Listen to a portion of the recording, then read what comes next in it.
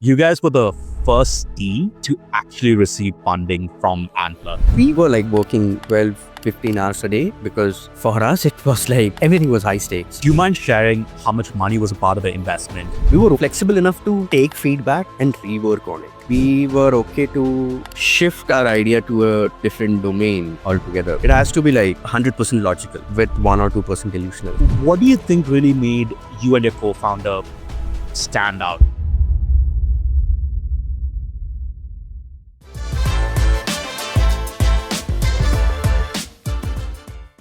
Cool. Let's jump in. So, Chanchal, you worked at a bunch of different places before, like CoinX and Uniform. What was happening in your entrepreneurial journey that made you feel like you wanted to participate in something like the Antler Residency Program? Sure, right. So I've always been like a product or a growth person in my previous role. In fact, even while I was working with ICICI Bank, I was more of a senior product manager. When I joined the advisory of CoinX, it was more on product marketing piece. And Uniform was again, uh, I was basically the head of growth over there. And I saw like their journey from 0 to 1. And this was like, I did that close to about like 3 times from 0 to 1. And it kind of, I kind of decided that 0 to 1 is what I will keep doing. And if at all I have to create like a specialty, I would probably double click on 0 to 1 and get my career aligned to that. Uh, and then at that point of time, this was back in like 2021, too, I was getting married as well. So I sat with my wife and we were chatting, and she was double clicking on why do you like 0 to 1? And if that's the case, why don't you probably do like a 0 to 1 for yourself? You have done that before, but there's something that is stopping you. We double checked on that, and we found that uh, there was some sort of like fear that I was not able to overcome. And that was when I kind of needed a push. And obviously, on the side, I was exploring ideas as well, and that's like my nature. I have like an Excel sheet, Google sheet, wherein I keep my ideas. So I call it as deep ice box, and I keep filling my ideas basis, psychology basis, hook points, and other stuff. Uh, and this one idea which I'm currently building, it was like most painful for me and most frequent for me and my friends.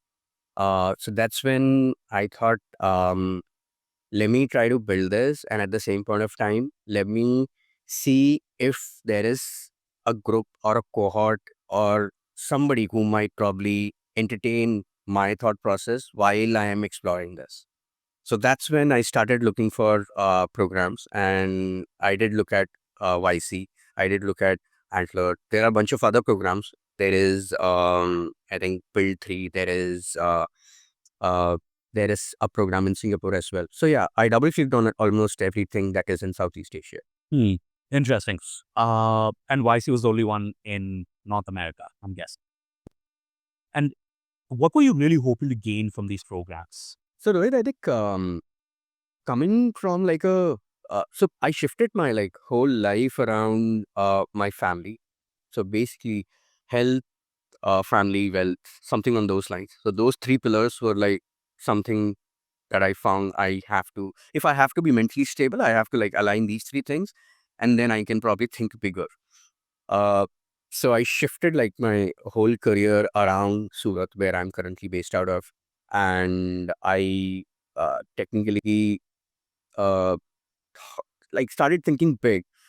Once that happened, but there is just no benchmark of how big can you think, how wild can you imagine, right? I spoke to like people who have already been to this programs, people who have been in YC, people who have been in Antler, and one common thing that came out of speaking with these people was uh, you get to see the other side of the VC investing, right? There'll be like no transparency. There'll be like no, I mean, bar or reservations or probably boundaries, while these people share the numbers or the maths, the VC maths per se, right? So that was one thing that intrigued me, and I was like, uh, I have done this in the past, and I could not probably make it through.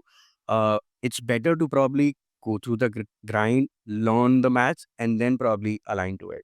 Makes sense. For the audience out there, how would you describe the Antler Residency Program? So Antler Residency Program, for anybody who wants to probably explore starting up, has an idea or has a brief about what one person is has conviction on. Maybe it can be a sector, it can be like a product, it can be like a very brief double clicking on anything per se. I mean, it can even be at I want to do something for tier 2 cities, or it can be like I want to do something for girl child education. Any sector, anything, just a hint of your conviction on one piece. If you are at that stage and you want to double click on and you want to you're looking to go wild with it. You are looking to be a bit delusional about the future, and you have imagining a future wherein things could change if you build this, right? If you are in this space, then a program like this is helpful for you. The It will basically do three things to you. One is an ambition unlock.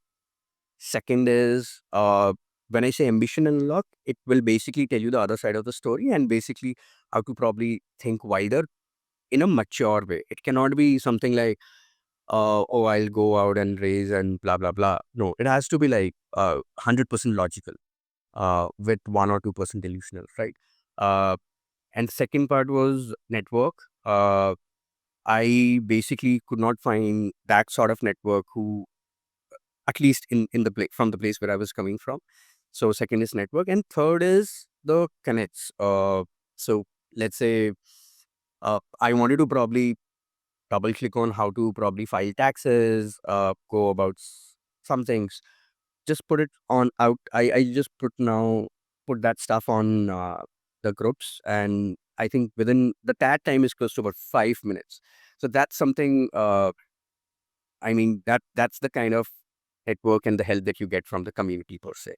So these were like the top three things that uh, I basically found really, really enriching. So anybody who is applying to enter residency, these are the only three things. Uh, Not only per se, my top three things that I found valuable. Uh, and obviously the feedback that you get from on a very constant basis from the residency, in case, let's say you are thinking about like an imagination or an idea or like a storylining, or probably double clicking on how to probably put this out on slides and stuff like that. So, I mean, I would categorize my learning over here, and anybody who is applying for the program, I think if you are in this stage, I mean, it is perfect for you. You will find right set of people. You will find right, like, people in the right mindset who might probably gel with you faster, and you might not feel left out in terms of like thinking wild. So yeah, my 3 pointers would be this. And I know that a lot of people end up joining Antler because they're looking for a co-founder or because they're trying to figure out the idea that they want to work. Where were you in your entrepreneurial journey when you applied? Even before applying to the residency program, I already had like two other businesses which I built using no code. I was a solopreneur, and I was already probably making a decent revenue out of it. In fact, the last business that I was doing was at around 10K MRR. So I had already seen the journey of 0 to 1, but it was not scalable. I knew it was not scalable. It was a good to have kind of a journey, but if you want to probably bring like a bigger impact, you would technically have to pick up like a more painful problem and a more frequent problem. So I was already double clicking on places which wherein these two things could be fulfilled: a more painful problem and a frequent problem. And specifically to me, I had already spoken to my school friend, and both of us had already started working on an idea. When I say started working on an idea, we were already doing some manual work on Google Sheets, and we were putting it out on our website on the internet. This was the stage that we were in. We were already like discussing. I mean, if I had to put it in like a really raw manner, we had 2 seats. We used to take daily passes. Uh, we were just trying out. We used to take daily passes for our co-working space.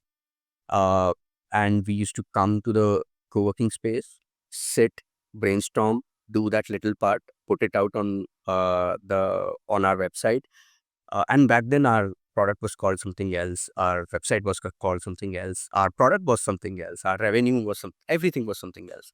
So, but the grind was, do we have that innate ignition when we wake up that we want to go to a co-working space, spend 10 hours and work on this? So we were at this stage. Just so that the audience gets a little bit more clarity, what was that idea initially? So basically, after my last the tool that I built for LinkedIn personal branding, I had some money lying in my bank. I wanted to invest that, and I followed somebody who was a SEBI registered advisor, financial advisor. Uh, I really wanted to try it out because it would not essentially take a lot of my time, and I could probably make a buck out of it. Uh, I made some money and I lost some money. Uh, the overall experience was not that great. I wanted to go out there and then write about it. I could not find a place to write about it. I mean, I could not go to Google and write about that guy. I could not go to, let's say, a Trust Pilot, or let's say anywhere. I mean, even in that group, I could not go and reply because that group was like a monologue group. They usually disable the chat. I mean, the participants could not write. So this is where we were doing. We were kind of building a place wherein you can review and write reviews about uh, any financial advisors out there. So this was what we were building. For us, it was 18th of August, 2024, if I remember it correctly, wherein we were asked to come down to Antler, and you have to attend the program in person. So that is like a non-negotiable. You have to come uh, physically to the campus or the office, and probably to the whole program. This is like the whole entry process. There are a lot of checks and balances that goes through. I might not be the right guy to answer what are the checks and balances that these people look for. Uh, but majorly from the people I have interacted in the cohort, I feel uh, grit is something that they look for. Conviction in one space is something. Obviously, skill has to be there. Um a relevant background or an experience that also makes sense. And obviously, the cohort. I mean, they have to balance like tech, non-tech, all the other folks. So, I mean, majority. I mean, if I have to do like a bird's eye view, these would be like 4 or 5 pillars. Got it. So at a high level, it was go on the website, fill out a form. Step one. Step two is an interview with the program manager. In your case, with someone by the name of Nandini. And then post that, there was another panel interview where you again pitched your idea and so on and so forth, and then ended up getting into the program, right? It's 3 steps roughly. 3 steps. Yeah. You also spoke about like, hey, they look for grit, they look for conviction idea, they look for skills. What do you think really made you and your co-founder stand out? I think interesting question. Looking back, I feel we were flexible enough to take feedback and rework on it. I mean, that was one angle that I think made sense for us. We were okay to get that data and mold it in a way which users love. And the whole piece about flexibility, I mean, we were even okay to uh, shift our idea to a different domain altogether. Because, I mean, usually at the stage, it's human. It's the founders that everybody is betting on. Um, it's not the idea per se, that or what you're building. I mean, so I think the whole piece of aligning to like the nature of being open to receive a feedback and then act on it, like in a super fast manner. So I think for us, this was that one. winning point. I want to just double click into that. One of the things you spoke about was, hey, conviction in a space, but at the same time, like, hey, be flexible enough to take feedback and change your approach, change your idea, and so on and so forth. What do you think is the right balance to keep over there? Sure, Rohit. I think you would be the right guy to probably answer better because we have just started and you have been there for a longer time. Uh, just to spend my 2 cents over here, I think I mean there is no right balance per se. There is no right answer to this. I feel every startup goes through multiple pivots. At least in their head, it's few hundreds or thousands. Uh, via team, it's I mean 1/10 of that, and on product, it is again 1 to 10% of whatever is in your head. So in whichever case, the thought, the story, the idea, the whole piece is going to change, or I mean align to what users love. So in whichever case it is going to happen, rather be there beforehand, be in that state of mind beforehand. That's one thing I think. If that person is still there or not, I mean, uh, to be open to probably just heads up. You did. Ultimately, what you're saying is that, hey, as long as it makes more sense for users, be okay to actually move ahead. If the advice you're getting doesn't make sense from a end user perspective, that the users you want to serve, stick to your guns. That's essentially what you're saying there. Exactly. Got it. And is that what typically carries on through the end, like very specific workshops and so on and so forth? Or does it like evolve still, becoming even more lighter and lighter touch? So first is ideation workshops, and then so in the second week or the first week, every week there is somebody who comes in. For us, it was Varun Dua from Echo. It was the founder of Healthify Me. These people come in and pick one specific uh, piece of the sessions, and then they double click on it, go very deep, like answering questions like uh, answering questions like it's so difficult to sell subscription in Indian market, but still Healthify Me is doing subscription. How did you crack it? Right? Very deep and very straightforward questions like this. So this is how it goes. And in the next week, I mean, uh, so once the ideation workshop is done, then we go to market sizing workshop. Not that a lot of people know about this.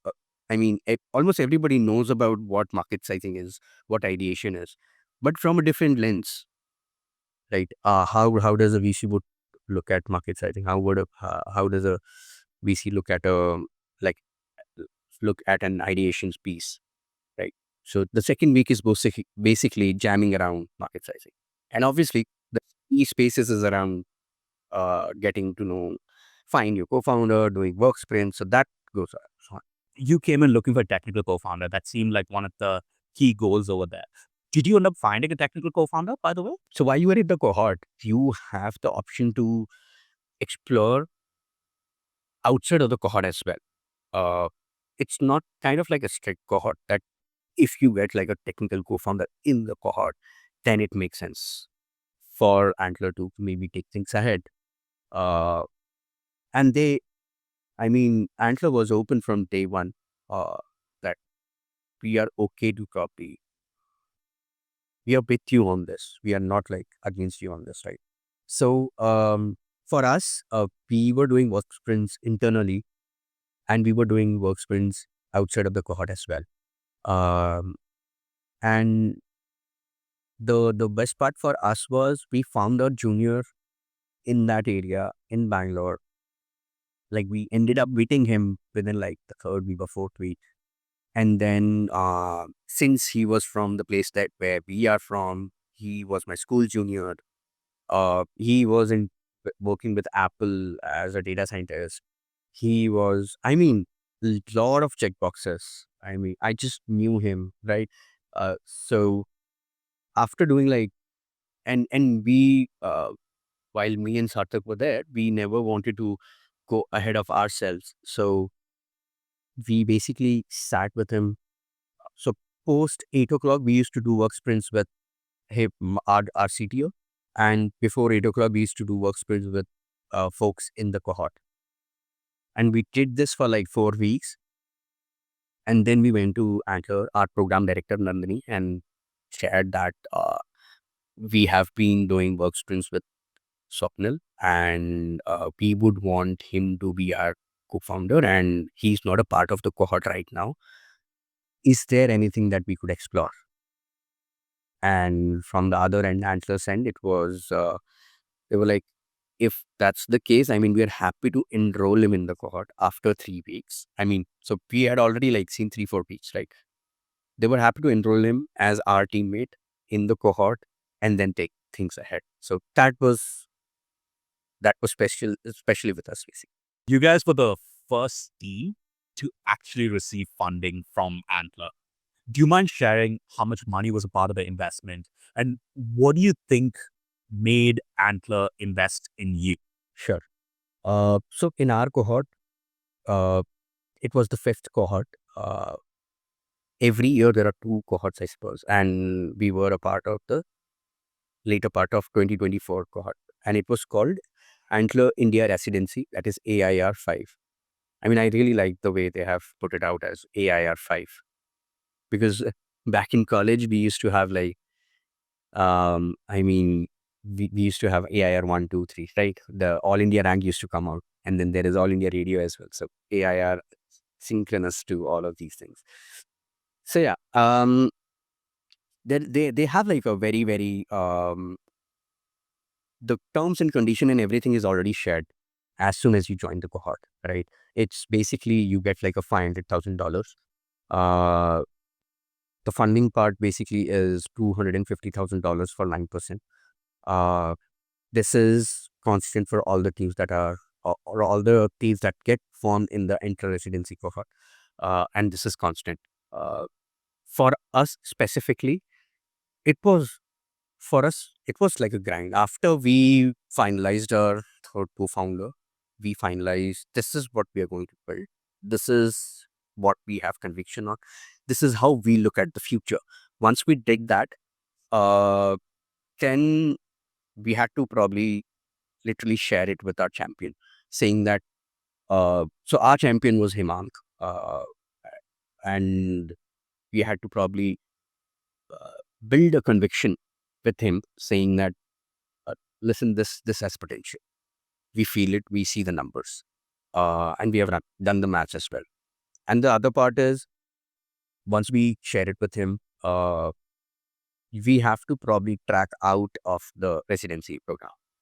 So basically, tracking out or moving out of the cohort is basically, now you have formed a team.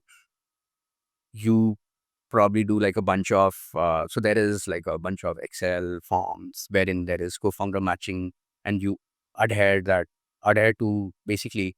So there are a lot of questions that co-founders doesn't ask themselves. Basically, how much time will you work on this? It cannot be like, I am all into this. Dude, you are all into this. I understand, but there has to be a discipline to this, right? It cannot be like 24 hours. So you tell me a commitment. So these tougher questions is when you crack out of the cohort, you get to answer those questions with like your buddy, right? And if there is anything that is like, with their past experience, this is like a signal, they probably call that out, right? You go through that process. You share that this is what bait, this is what you are convicted about. They will also probably double click and say, okay, we also have like, the champion will also say, yeah, I also have a conviction. Let's build a case together and go to an associate partner. This happens right after you form a team, and then you sit with the associate partner. Now there are like really tough questions that comes through. What if, I mean, whatever you are doing is, I mean, with AI, anybody can build this. What's your moat, right? Things like that. Tougher questions comes, and then we see, and then the associate partner double clicks saying, if there is, if there is a thesis that can be built over here, or if there is a thesis that is already there, and this can be a part of it, right? Then that double clicking happens, and once that happens, then basically you present it to the partners, and then you get the term sheet. So it's again, so the cohort is basic. So all of this happens in like 90 to 100 days. So basically we started August, September, October, November. I think December is when we got the term sheet. When did you have this conversation with Himang that, hey, this is the idea, this is my team, this is the space that we're going after? We had a lot of conviction. You had that August, September, October. You had the conversation October, you had that during the cohort itself. Once we finalize our co-founder, Swapnil, uh, we basically shared that the space is clear, the data set that we're going to create, that is also clear. And we're going to do something around this data. So we started like getting them onto the same page right from the next month itself. I mean, September itself, that the data set is of value. We have validated that. We have had like 100 plus hours of conversations. We have recordings. We have everything. That part was sorted. But what to do with the data? Like when Swapnil comes in, and he also gave us like a vision that, these are different cuts that can be done using this data. So we started getting them onto the same page. It's not like a one shot to like, this is what it is. No, we started onboarding them from the the fourth week of the first month itself. And maybe it was early for us because we were like working 12, 15 hours a day, because uh, for us it was like we left Surat, we went to Bangalore, we are paying rent. I mean, my wife, she was here in Surat. My co-founder's wife, she was here in Surat, and we were like, we were, everything was high stakes. So we were literally into this. So that's why I think uh, one of the reasons was putting in the hard work and getting like an output in like fourth or fifth, and the obviously some energy which got our friend. We meet our friend in Bangalore, and it was like you can't probably put a timeline or any theory to it. It was just random. So spoke to Himang, you said on the fourth or fifth week. And then once he was convinced as well, when he spoke to the associate partner, that was which week? Sixth, eighth? I think yes, 6 to 8 is when. So it was just not one conversation. It was again getting him onto the same page that we look at the market like this. In terms of the money, you said that the Antler Residency Program, it was $500,000, but you guys got $250,000 for 9% of the business. What was the other 250K? Was it a convertible note? How was that sort of structured? They have something called as ARC that you get while you see the term sheet. ARC is Antling Rolling Commitment.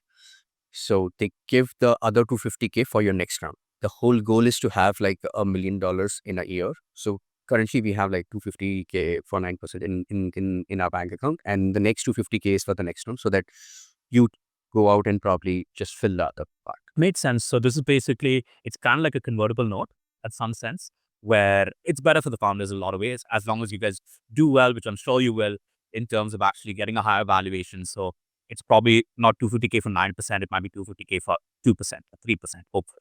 Exactly. And in the next round, you don't have to dilute the other 9%. Basically, you can prorate it to the terms and condition based on the other next round. Yeah. So I think in that case, and you get a head start. You already have like a 250K already filled in your account in the round. So I think that also helps. Interesting. And did you guys actually go out to actually raise more money and try and close this round or so on and so forth? We were already, while we were in the cohort, as soon as we got like something onboarded, our CTO, we were very confused. We started seeing some early signals in our databases itself. We started double checking. We did like a very small angel round, wherein we started seeing some early signals. During the cohort, we got. I mean, I could not. I have not asked them if I can share where who these people are, but yeah, we did like a very small angel round. We closed that, and during the round, we when we got the term sheet, we were asked whether you want to add like other funds, or probably you want to absorb other funds money, or is it like enough? We did like the math, and we figured out that this would be good to go for probably going a step further in the 0 to 1 journey. We were still at day zero, right? So we did the math and it made sense for us with the $250,000. So I think for us it made sense. There were other teams which was I think into space tech. I mean, 250K is, I mean, not even an MVP enough money for them, right? So these guys probably went out and did like a bigger round. But you are open to choose the way you want to go ahead and make the round. It seems like the program from a funding perspective, at least, is very, very flexible, right? And a lot of it is based on your own hustle. You can get in more investors if you wanted. But the only part that's fixed is that, hey, the 250K that they give you, they want at least 9% of the business, right? And they have another 250K that they'll end up investing in a subsequent round and so on. You can end up involving other investors as well as a part of this 250K for 9%, which roughly values a company at a little less than $2.5 million. You can add additional investors as well, or you can start a fresh round. Both those things are possible, I'm guessing, right? Yeah. Do you think a program like this even makes sense for people who are embedded in the startup ecosystem in Bangalore for years? What kind of value would a program like Antler give for them? Let me just think out loud first whether this program is right program for them or not. Because the program is like you have to leave whatever you are doing and then come like literally to the residency. It's like an office. You come like daily at 9 a.m. in the morning and probably go ahead from there, right? So somebody who is thinking, who has already been in the startup ecosystem, a lot of people have. I mean, Bangalore has a lot of people who have been in working in startups, have friends who have who are building products, but they have not received that extra push to probably leave their job and then think full time on this. Okay, people who are in this stage, uh, so people who have been in the ecosystem and have not left their um, job or needs that extra push to leave the job and explore full time exploration. I mean, for those guys, it's like 100% yes to go ahead and apply.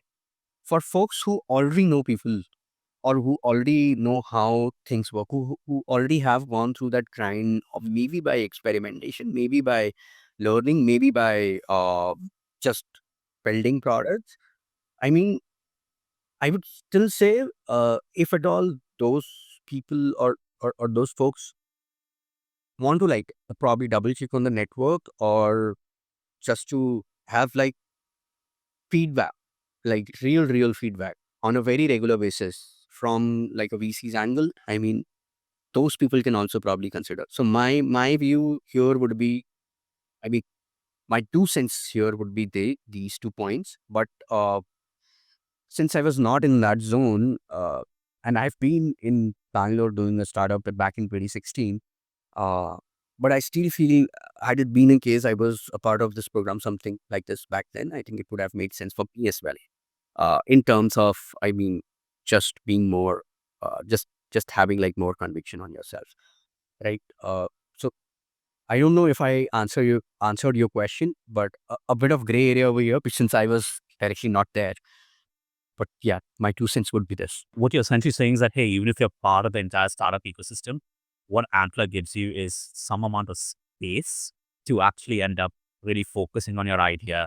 And if you need to find a co-founder, hopefully you can end up getting that as well, right? That's essentially what I'm hearing from here, right? Makes Thank you so much. Really, really appreciate you sharing your experience, the Antler Residency Program. For folks who are considering applying and so on, I'm sure they can look to this as a resource to really go after it and get the most out of it, right? I think there's a lot of useful nuggets in here. So thank you for sharing more. Thanks a lot for having me, Rohit. Amazing. I mean, the whole idea that you have probably being altruistic and probably share if it helps the community. I'm hoping the karma comes back. Thank you.